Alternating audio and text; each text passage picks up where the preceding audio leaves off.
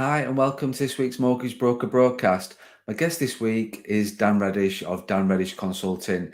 Dan originally came onto the podcast, episode 15, so over 18 months ago now, to talk about New Age and more importantly about what was going on with that. I wanted to get Dan back onto the podcast just to talk about what he's been doing, what's happening with New Age, how is it going. He's also as well started on with New Age firm now, as well as the advisor, and just his sort of take on other things in terms of the mortgage space right now. So yeah, let's just get Dan back onto the podcast. You're listening to the Mortgage Broker broadcast with me, Craig Skelton, the podcast which helps mortgage brokers at all stages of their mortgage broking career. Welcome back onto the podcast, Dan. How are you?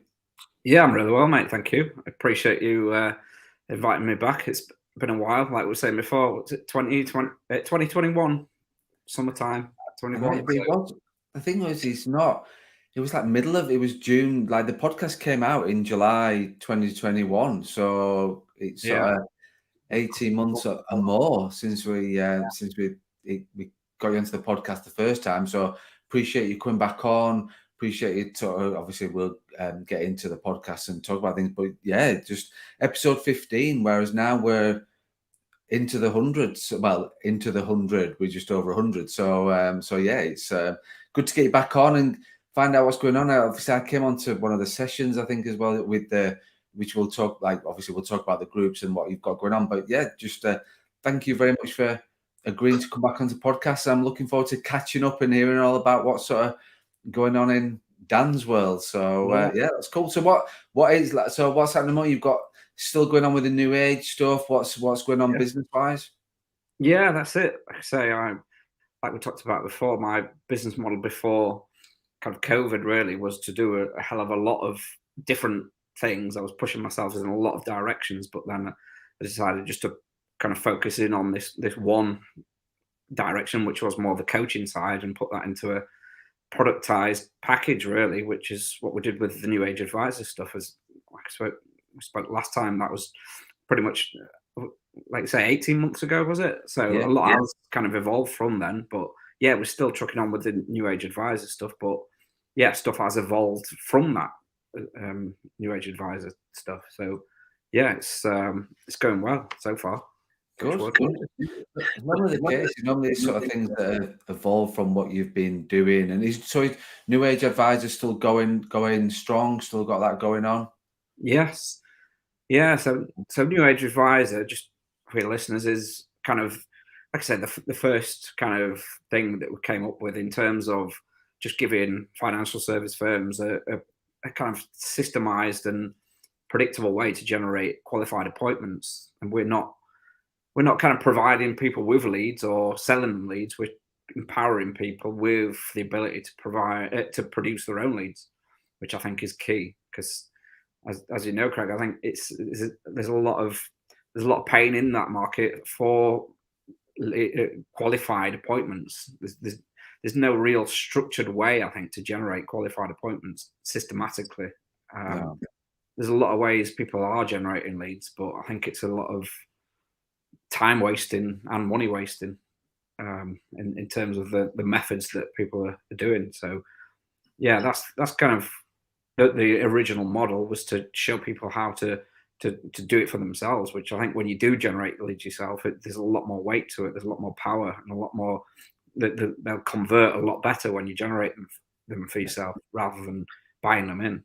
Yeah, exactly. Well, that's it. They bought already into your brand already. Like if you're buying them, which I think, to be honest with you, I'd be interested to get your take on this. But so I'm hearing from like within the industry that leads business in general sort of is down about 30% overall. That's not quite. We're not like that from CS point of view, but from other businesses that I'm talking to, leads are down about 30%, businesses down about 30%. And my concern with that is that, like you say, I'm not an advocate of buying leads. It's not something I'm all about building your own brand rather than someone else's. But my concern with it is that when there is less leads coming in and less people will have a natural panic mode situation going on, thinking, oh, I need to buy some now, I need to spend some money. So they may cut back on what they've done before that's been working, but then because of the numbers, but obviously we'll talk about that from your point of view, but it's just, that's my concern, is thinking, well, I'm sort of a month or two into the year now and there's less leads coming through. Do I need to panic mode and buy some rather than sort of keep trying to generate my own? Yeah, because that's the natural response, isn't it? To when things are going, it's a reactive way of looking at things. When I think, yeah, businesses that really do well don't respond reactively to things. They've already got things in the pipeline rolling for when the bad times do come around. Because I think bad times in business, they 100% will come around. It's not an if, it's a when. So Yeah. I think you need to be kind of consistently and continuously kind of put in some kind of degree of energy and focus into what is arguably the most important part of business, is generating new business and new leads and new inquiries of the right people. And yeah, I think the businesses that do that and kind of invest the time and effort into that are the businesses that are going to kind of succeed in the long term. Because it's like anything, any business, I think you can be really good at what you do. Obviously, brokers, really good. I speak to guys all the time who are amazing at what they do. They're really good at giving advice. But it's like that's half of it at the end of the day. You need to be able to generate your own business, because if you're not, you can be as better than anybody. But if you can't generate your business, new business, then you're not going to be able to grow, and you're just going to end up declining and then deceasing in that sense. So yeah, I think, like I said, I think there's no more important skill to learn as a business owner generally, but especially in financial services, to learn how to produce your own revenue. Because It's without more that, sustainable that way, isn't it? Like, if you are generating your own, it's more of a sustainable thing that you're gonna be building on, really, rather than just sort of, it's built about building it on the right foundations, and rather than sort of just like I said, not panic buying, but yeah, well, it is panic buying. You are gonna, mm, it yeah, is a reaction to do that kind of thing. So, are you, with all with the new age stuff? Is that all self-employed advisors that are doing everything themselves, kind of thing? yeah. So well, they're all self-employed, but the model that we kind of employ is that we kind of sit in the middle. Obviously, buying leads in is kind of completely at one end of the scale, but then kind of referrals. Obviously, referrals is a massive thing that a lot of people, a lot of brokers kind of rely on. And I think they're at kind of two ends of the scale. One where buying leads in is like there's no trust there in those kind of leads. It's like I said, next best thing to a cold call, really. But when referrals are really good because they convert well because the trust is there. But with the referrals, you can't really scale on something that's what's the word? Sporadic and Yeah. inconsistent. Obviously, on the other side of things, buying leads in, you can more bank on that in terms of the reliability, but you've not got the trust there. So what we do is kind of sit in the middle in the fact that we are showing people how to generate their own business, which is and their own leads, which are kind of qualified, and the trust is there because we're putting through a process which kind of builds trust and builds rapport, and it is scalable as well. So it kind of sits in the middle of those, which is like the perfect kind of recipe, if you ask me. Because I've been on the side of, I used to be a digital marketing agency which produced produced leads for firms, but I think when you just outsource it, it just lacks that personality. It lacks you. It lacks your ethos. It lacks your brand and what you're all about. So it's difficult for marketing agencies to get good results, I think, for firms because of that.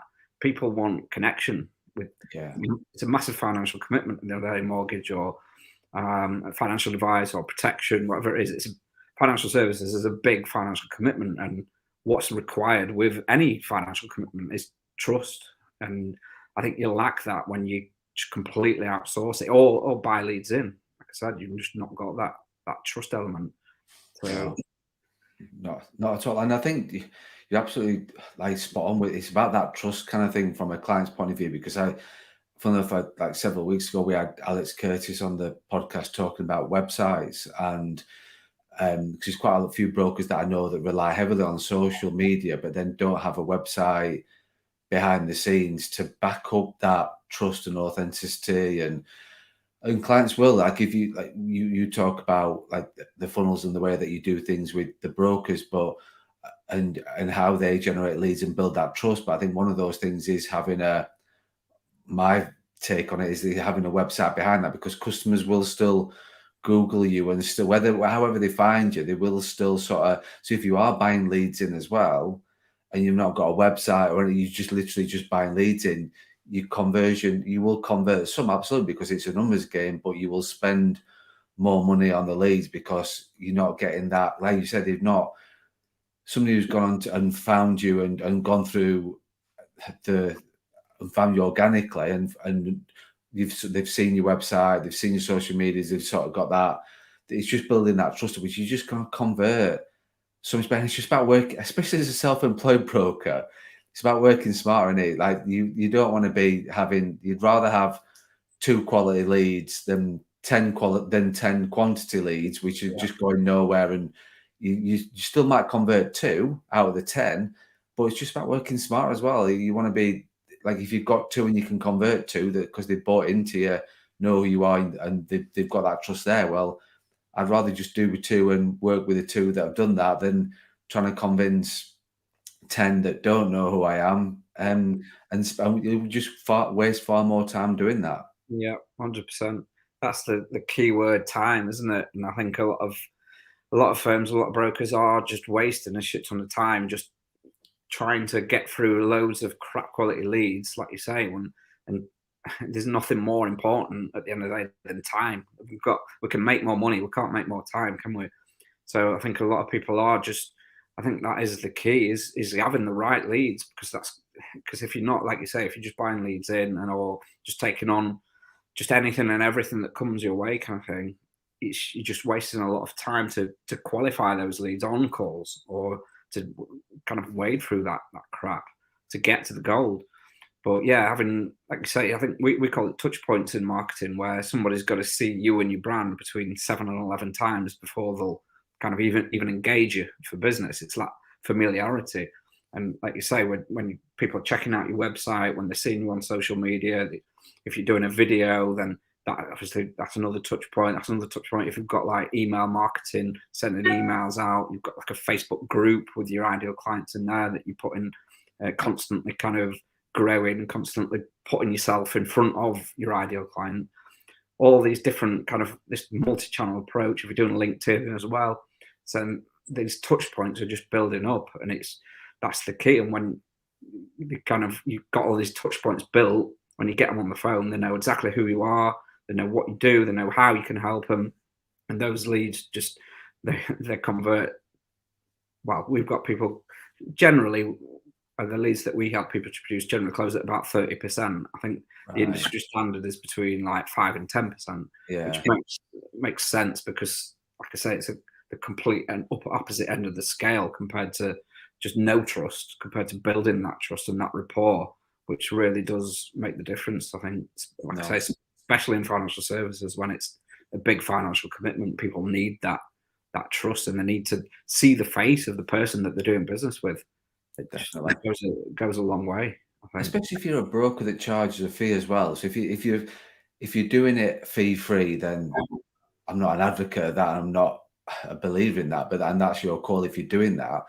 But if you're building that trust up, and they're sort of seeing you on various digital marketing platforms, including your website, things like that, it's then when you get to the fee conversation, it literally is, well, that's my fee. That it's not a question kind of thing. It's not like, it's not so much how much do you charge. It's because this is my fee. This is what the benefits are. This is what I've done. This is what I do. This is what I do. You've seen what I do. You've seen this is who I am, and for that it's this.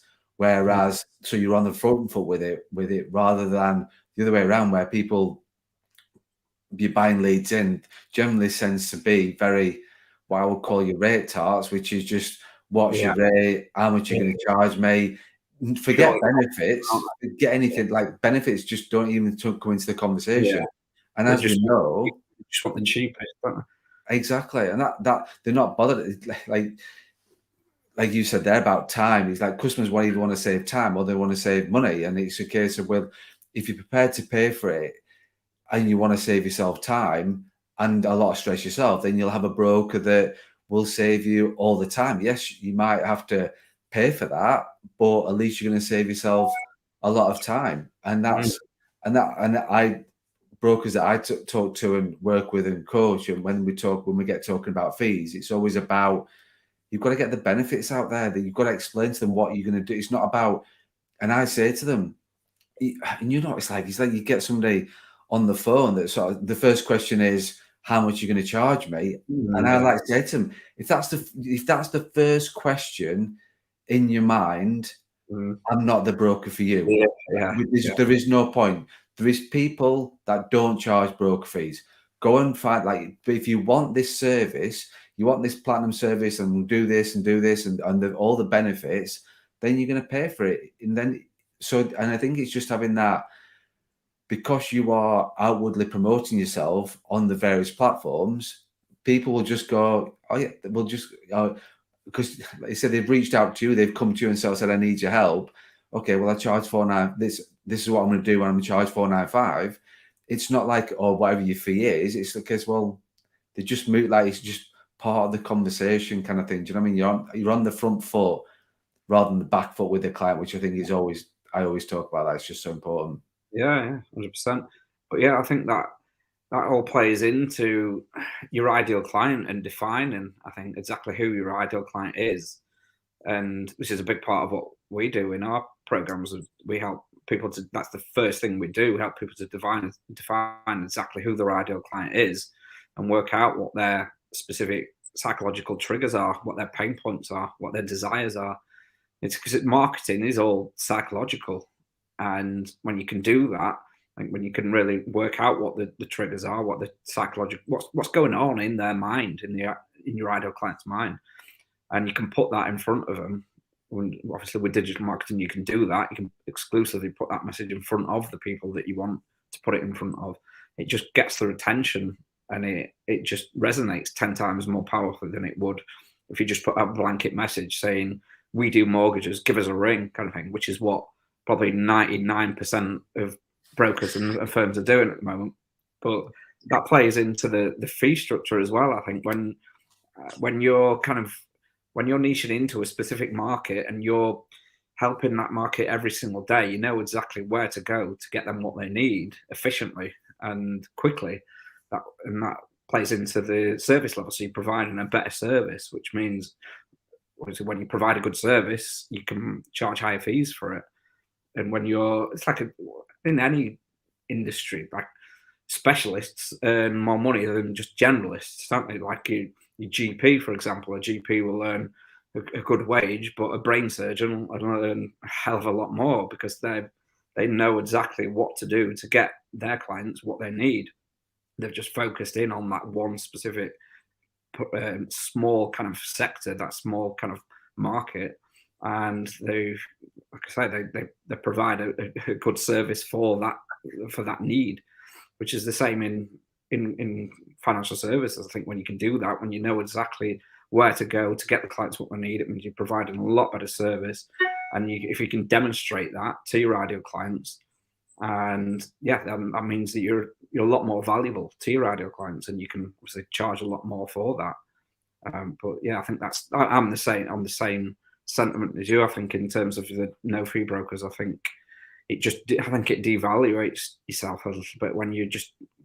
I think if you charge a fee and you've proven that you can provide a good service and that fee is valid, then you should be able to do that, and you should be able to make the most of your time and be paid for it in that sense. But, no, definitely, it's a good point that I sort of say in terms of with the GP analogy with regards to like the brain surgery, like we'll see less clients. They will like, you know what, that's we know that we don't need to be sat there day in day out to know that they will be working with less clients, but they will be offering that specialist service, and as well they will be like, it's not only the specialist service, but then from a pound per client point of view, they will be earning more money. So the work, again, it's all about working smarter as a self-employed broker.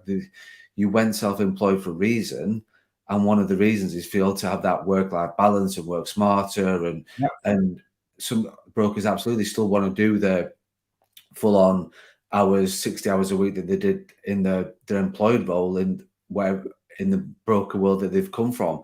But there is ones that don't, and they do want to, like you talked before about knowing your hourly rate and things like that. It's just, you've got to get that right from your own point of view. And really that's a question I wanted to ask you in terms of with brokers on that you work with, is that, are they sort of newly starting out? Because that's difficult when you're first starting out. You go self-employed. It's a case of, I'll just see everybody. I'll take everybody on. I'll work with anybody. When they're sort of talking about fees, okay, I'll reduce that down to this, or I'll not charge you because of this. Or whereas then once you've found your space, you've found your product, you've found your niche, and you know exactly who you are as a business owner and as a broker, you just very much have gone, well, that's my fee. This is what I do, and this is my fee. So do you, going back to my question, Dan, sorry, just that, are you on the program, what you do, is it new brokers, existing brokers, old brokers? What's the sort of makeup of the brokers that you work with? Yeah, pretty much across the scale, really. Yeah, a lot of people that come to us are brand new to the game, which is fine, because I think if I had have known everything that I know now in terms of like business structure, how to do things, if I'd have got that opportunity straight from the offset, then I'd be a hell of a lot more advanced as what I am now. But I didn't. It took me a long time to work that stuff out. So, but yeah, yeah, we have new guys to it. Like I said, we've got firms in there who've been like bigger firms that have been running for multiple years and doing really well, but they just need some more. Well, we call it, it's all new age. We call it new age advisors, new age firms. So it's like a new way of doing things. A lot of the older firms that have been kind of stuck in the ways doing stuff that worked really well 10, 20 years ago, they've realized that nowadays it's a completely different world, and that they need to kind of update their processes and their systems, which obviously we help them with that.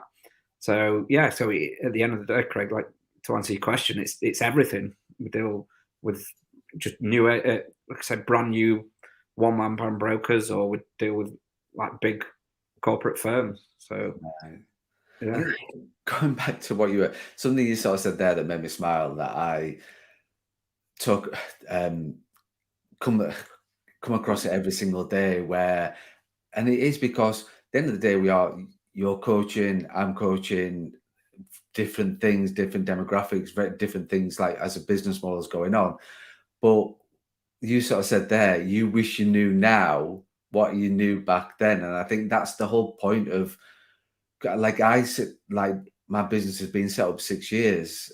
I've been in the industry quite a while, a lot longer than that. But I said, and if I knew now, if I knew then what I know now, 6 years setting my firm up, absolutely, it makes me. And that, like, that's the sort of thing, is like, well, that makes me smile, because that's the whole point of coaching. That's all the point of working with a coach. That's work with somebody that can accelerate your growth. And so, what's the difference? So, because when we first talked, there wasn't the new age firm thing going on. So, what is that sort of? You've got the new age advisor, you've got the new age firm. Do you want to explain what is the difference and yeah, what?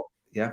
yeah, 100%. But yeah, just going back on what you've said there, 100%, I agree with that, because that is like, it's like hitting the shortcut button, isn't it? When you can use a coach, or even like buying books, you can kind of just tap into the mind of someone that's already kind of.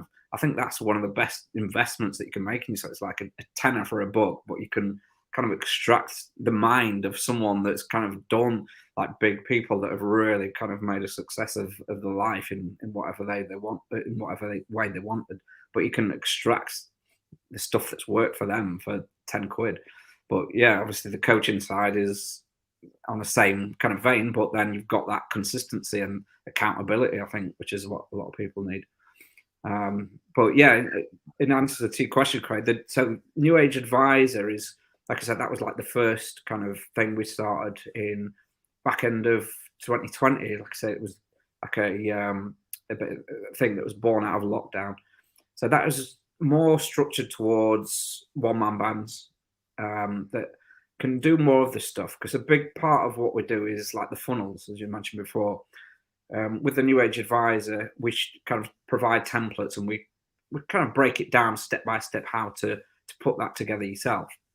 But with the New Age firms, this is kind of kind of the next level up from New Age Advisor, which is where we do that for you. We provide the funnel, we put that together.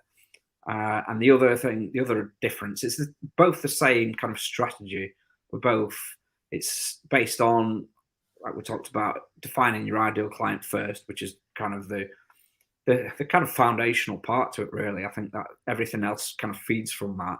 Then the next part is we kind of teach people how to generate business organically using either Facebook or LinkedIn or both, depending on where your ideal client is. And then the next key part to that is the paid ads. So we're kind of testing things organically first, kind of getting that product market fit, making sure that your ideal client is responding to the messaging that you're putting out there. So we'll get some business using that organic method. And what we suggest is that you kind of take some of that revenue and put that into the paid side, which really just throws fuel on the fire and puts you in front of literally thousands of your ideal client every single day on an automated basis. So they're both the same strategy in that sense. Like I said, with New Age Advisor, we show you how to put the funnel together. New Age firms, we do all that for you. And with New Age firms, there's a bit more accountability involved. In either of the courses, we do group coaching sessions over Zoom, where we're upskilling you on different things, but we're also, it's a time for you to get feedback from us as coaches, ask questions. But with the New Age firms, it's a bit more accountability in that sense, that we do more regular, like one-to-one coaching sessions. Right. So they're the two differences. Like I said, they're both the same strategy, but with the New Age firms, you get the funnel built for you, and you get a lot more accountability in terms of one-to-one coaching. Right. So I get that. So thank I'm like sort of getting the. Is there sort of like a set? It doesn't matter what size of the firm it is, a firm, so it doesn't matter whether there's 2 advisors in it, 10 advisors in it. It doesn't really. It's just you're working with you're doing it more for them. And like I say, the big thing what I'm taking that from that is more of the one-to-one accountability, which is what you're finding from the firm's point. But there's no sort of set size. I'm saying thinking, oh, there's me and another broker in my firm. I can't be part of the firm thing. It doesn't. Have you got certain limits with sizes and stuff like that? No, not at all. No, the only kind of well, the only qualification really, that, because obviously we don't just work with anybody. We want to work with people that are committed to getting results. Really, that's the main thing. And like I say, if people are committed to doing it, it doesn't matter if they're, like I say, one-man band who's just started up, or they're a firm that have been running for the past 20, 30 years. As long as they're committed to getting the results, then we're really committed to working with them and getting them those results, because ultimately it does take both sides of it. Because we can, obviously, we've got everything. Excuse me, we've got everything that people need, but ultimately, if they're not going to put that into place, and not going to put that in action, not going to be committed to doing that, it's not going to work. Yeah. So what I say to people, people ask me on calls and say, "Have you got a guarantee that it'll work?" I say, "Yeah, 100%, it will work if you're committed to making it work. If you're not, it 100% won't work." And people say, "Have you got any, like, what's the results like for what you get?" So, like I say, the firms that have committed have got really good results. And to be honest, there's a lot of people that have got nothing out of it. Yeah. But they've just not committed to it. So it's like anything in life, I think. I think that's it. It's sort of like you said, the commitment's the big thing. It's sort of you've got to. It's not a done for your kind of service that you're offering. It's because they've got to be committed and have that persistence and have that drive, motivation to make it. Like you know the model works absolutely, but you've got to be committed to it. And you can't be in that sort of blame sort of scenario, which we've seen where, oh, like where you've got them people sort of saying, well, it didn't work for me. So it's like finding your own platform from a social media point of view. Like people say to me, well, which platform works best for me? Do I do LinkedIn? Do I do Insta? Do I do Facebook? Do I do TikTok? What is it that I do to then get my ideal client? And it's sort of, well, find your platform. It's all of them until you find what works for you. It's like for me as a business, LinkedIn works. Yeah, I'm still on Insta. Yes, I still do Facebook, and people still reach out and message me and connect with that way. But predominantly, LinkedIn works for me. So then it's like, well, that's my platform that works. That's, you can still put everything on anything else, but it's just finding what works. But like you say, it's that commitment. Whereas I think people are, it's just society anyway, isn't it? Where people just expect things to do like instant reactions, instant Mm. wins, Yeah, instant this, instant results. yeah. Whereas you've got to put the hard work and the commitment in, like you're saying. It's that Amazon thing, isn't it? Where you expect stuff to be delivered like the next day, and if it's not, you're like Ross, who we work with a mindset coach, and Ross Cooney is called. He always mentions this about it's called like short term gratification, isn't it? Our minds Yeah, are, and TikTok has got something to that's it got something to hold for that because it's so quick, isn't it? TikTok, it's just saying, "Oh, you get bored in like a second, and you're on to the next." yeah, I think that's shortening our like attention spans and our short term gratification. We just kind of want everything straight away. But I think, yeah, it's about leaning into the longer term stuff, which is where the value is really about, like you say, learning things that are you might not see the result. Marketing generally, I think you might not see the result straight away. You might not see it within the first month. The stuff that you're putting out, it might not get any traction. But which is why a lot of people give up. But if you're continuous and consistent with it, it might in 6 months' time, in a year's time, you'll see the results of that stuff. But yeah. it I think can that's take a while. there's no sort of time. Like I talk about it as a 12-week thing. It's like sort of the I just, because that's the time frame that I talk about it in. There's no right or wrong with this. It's like you say with timescales there, but I talk about first doing something like work, like in terms of looking to change. Then the first 4 weeks, a honeymoon period, it's like, well, this is great. I'm creating content. I'm doing the videos. I'm doing this. I'm getting a bit of interaction and things like that. It's then that the weeks 5 to 8 really that are really like they're the sort of when you're hitting the bottom of going, I'm not getting any connections, I'm not getting any followers, I'm not getting any responses, I'm not getting any leads from it, I'm not getting anything. And that is the sort of like I talk about that being at the bottom because it is literally that's where you're at right then. If you can sort of see out that time of those and still come out the other side and have that commitment and persistence and drive, like you said there, this business model works, but you're just going to go like, I'm trying to do it on camera so I can see, but this is a podcast. But you just sort of like, and we do record the video, but so that you're coming out the other side. Once you get to like week 9, it's then, wow, like that's when you sort of hit that. And I'm talking very specific in terms of weeks or months and timescales, and it does differ, but we all will go through it. We'll all have that honeymoon period. We'll all have those depths of despair and wanting to thinking and giving in and not and changing. But then you never know when that little point is to go, do you know, it then works. So you don't know whether that's that flipping and then going to the up curve, shall we say, of simplicity, getting to that up curve of then going, oh, it's working now. I've got a lead, or I've got. Do you know what I mean? It's that you never know how far away you are from that. Yeah. Yeah, but like you say, I think getting that little bit of success really does motivate, but you need to be able to go through it without that little bit of success and realize that if you are consistent with following a proven strategy, because I think that's the difference. You can be plugging away doing stuff that you think is to the best of what it can be, but it may not be, and you can be trudging along for years, but you will still get that, but it'll take a lot longer time than if you kind of followed a proven strategy.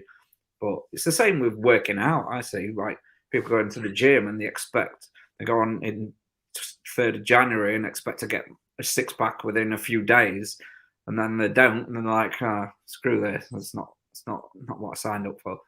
No, But yeah, the people that are consistent with it and they keep going to the gym, then they will see results, but it's not going to be straight away.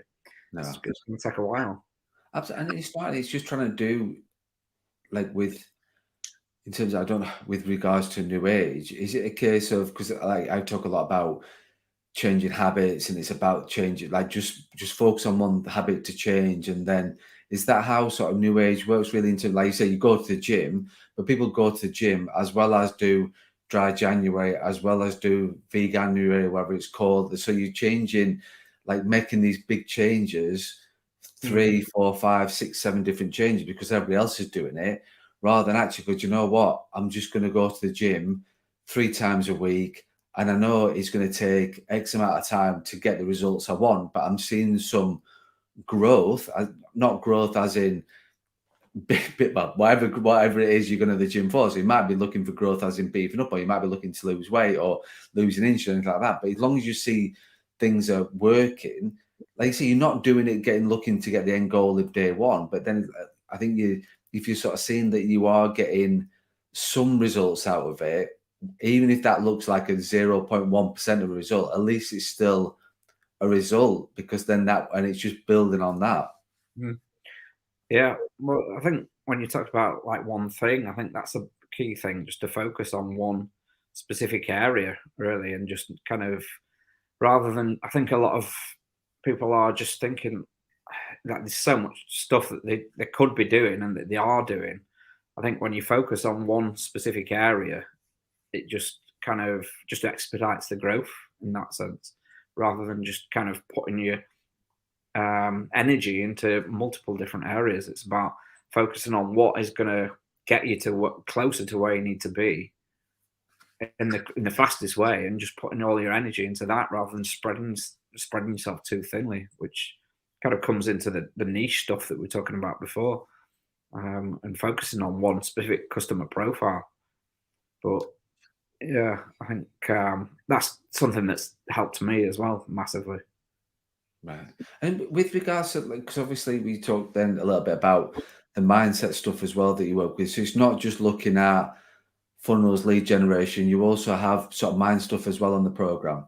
Mm, yeah, yeah. We work with a guy called Ross, he's a Raw Marine Commando, but his day job is a mindset and performance coach. So like we Right. talked about before, accountability is a massive thing that people need, I think. So Ross is really good at keeping people accountable, really, to doing the work. Because I think naturally, as human beings, we'll always take the least path of resistance and avoid doing the work that we know we need to do to get us to where we need to be. I think that's I'm the same. I'm sure you're the same, Craig. It's just the way our minds are. I think we always, like I say, from a psychological thing, our brains are trained to save calories and kind of avoid putting our minds through extra kind of thought processes and pressures. So we'll just take the least path of resistance. But so it's key, I think, to have someone just to give you a kick up the arse, just to make sure that you're doing the stuff that you know you need to be doing. So Ross is really good on that side, but he's, like I say, he's a mindset and performance coach. So he works with other kind of entrepreneurs and Olympic athletes he's worked with, but just getting the full potential out of people. Like I say, it's something I've always been big on mindset, as you know, Craig, as we talked about before.